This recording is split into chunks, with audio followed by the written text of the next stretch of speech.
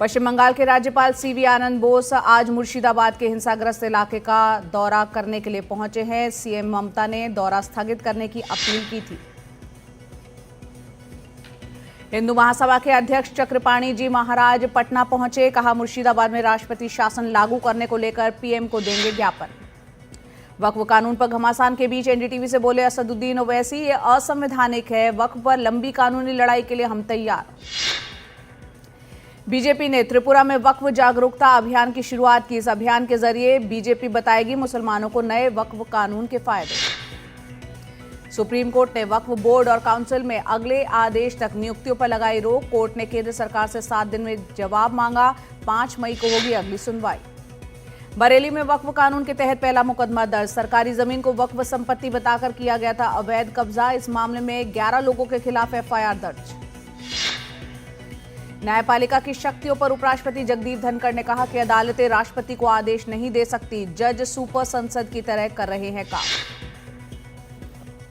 National Herald case में गांधी परिवार के खिलाफ बीजेपी का हल्ला बोल। ईडी चार्जशीट में सोनिया गांधी, राहुल गांधी का नाम आने पर कांग्रेस मुख्यालय के बाहर प्रदर्शन।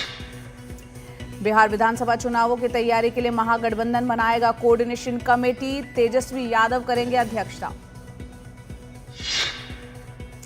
मुंबई के दादर इलाके में मनसे ने लगाए पोस्टर। लिखा, हम हिंदू हैं लेकिन हिंदी नहीं। राज्य सरकार को चेतावनी देते हुए लिखा, हिंदी भाषा को अनिवार्य करने का फैसला वापस लें, नहीं तो होगा टकराव।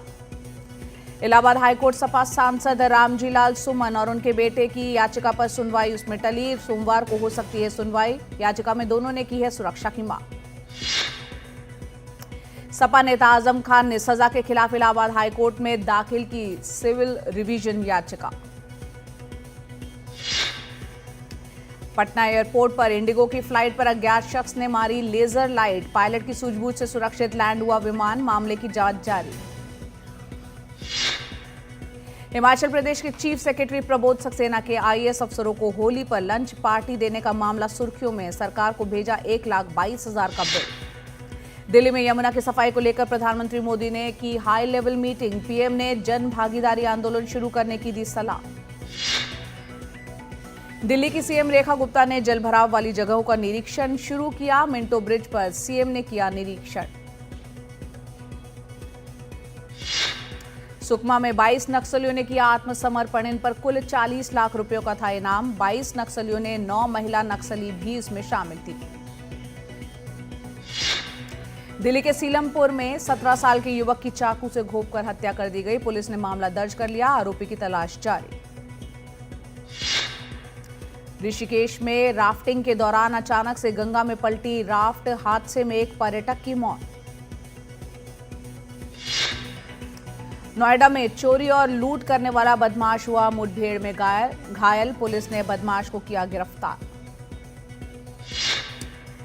जामा मस्जिद और लाल किले में बम की झूठी सूचना देने वाला शख्स गिरफ्तार। आरोपी ने पहचान छुपाने के लिए चोरी का मोबाइल और सिम कार्ड किया था इस्तेमाल। बिहार के मुजफ्फरपुर में 3 नकाबपोश बदमाशों ने पेट्रोल पंप से लाखों रुपए लूटे। बदमाशों ने कर्मचारियों के साथ मारपीट भी की। छत्तीसगढ़ के कोरबा में काम के पैसे मांगने पर 2 लड़कों को बेरहमी से पीटा गया। करंट लगाया गया। ठेकेदार पर मारपीट का आरोप।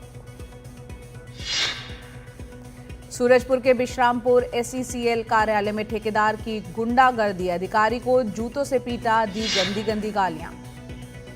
छतरपुर में बेकाबू ट्रक का कहर। बाइक सवार लोगों को मारी टक्कर। 3 लोगों की मौत, 2 घायल। बमीठा थाने के ओटापुरवा के पास की घटना।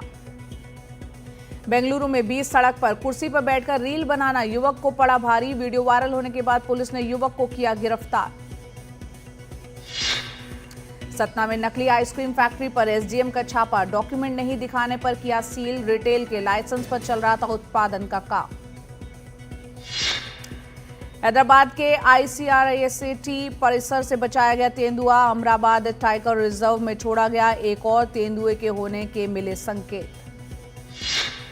हरियाणा के भिवानी में एक दुकान के बेसमेंट में लगी आग। आग को बुझाने की कोशिश में दमकल की गाड़ियां।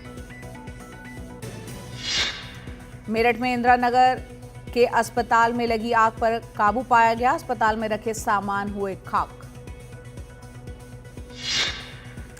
पश्चिम बंगाल के बीरभूम जिले के कई हिस्सों में भारी बरसात, जिसके कारण तापमान में गिरावट आई, लोगों को गर्मी से मिली राहत।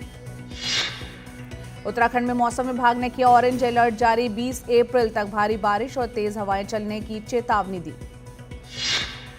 यूपी के बाराबंकी में अफीम कार्यालय में अफीम फसल जमा करने की प्रक्रिया जारी, 6 जिलों के किसानों के लिए अफीम कार्यालय परिसर में किए गए सुरक्षा के कड़े इंतजाम। हरियाणा के करनाल में ट्रांसजेंडर शिक्षिका ने शिक्षा के जरिए बाधाओं को किया पार, बच्चों के लिए चलाती हैं स्कूल। मध्य प्रदेश के आगर मालवा जिले में रहने वाले एक शिक्षक ने 500 से ज्यादा विषयों पर लिखा चालीसा, खुद की लिखी चालीसाओं के जरिए बच्चों को कराते हैं हर पाठ की तैयारी। हरियाणा के करनाल के सरकारी गोदामों में सड़ रहा है करोड़ों रुपए का गेहूं, निजी कंपनी पर सही रखरखाव न करने का आरोप। बदलते दौर में अस्तित्व बचाने के लिए जूझ रहा है मुरादाबाद का पीतल उद्योग, पीढ़ियों पुरानी विरासत पर मंडरा रहा है खतरा। केरल में उगाए जा रहे हैं खास तरह के पालक, व्यांगतारा पालक का अनोखा रंग और स्वाद कर रहा है इसे मशहूर।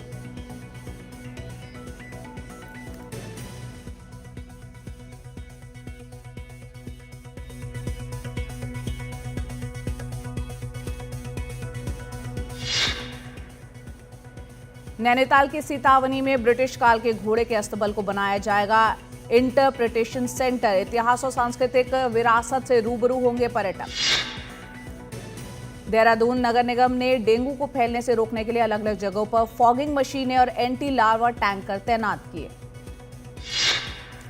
गुरुग्राम के साइबर हब में लगाई गई 10 फुट ऊंची मूंगफली की मूर्ति, वेतन में कम बढ़ोतरी को लेकर किया कटाक्ष। गुजरात के दामा में देश की पहली स्वदेशी वेरिसेक्स सॉर्टिंग मशीन स्थापित, बढ़ेगा दूध उत्पादन, आवारा पशुओं की समस्या से मिलेगी निजात।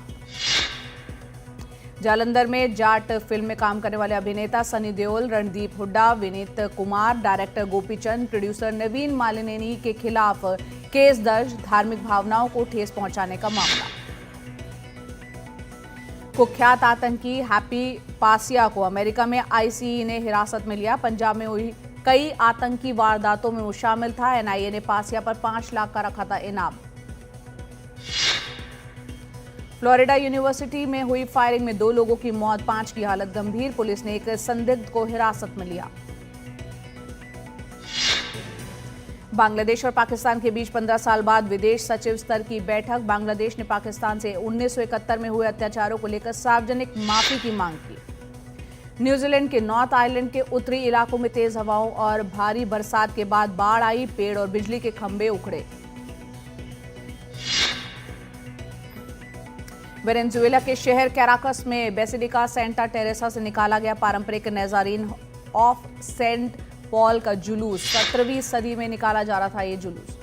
बीसीसीआई ने बॉर्डर गावस्कर ट्रॉफी में खराब प्रदर्शन और ड्रेसिंग रूम की बातें लीक होने पर कोचिंग स्टाफ पर कार्रवाई की, बीसीसीआई की ओर से इसकी आधिकारिक पुष्टि नहीं।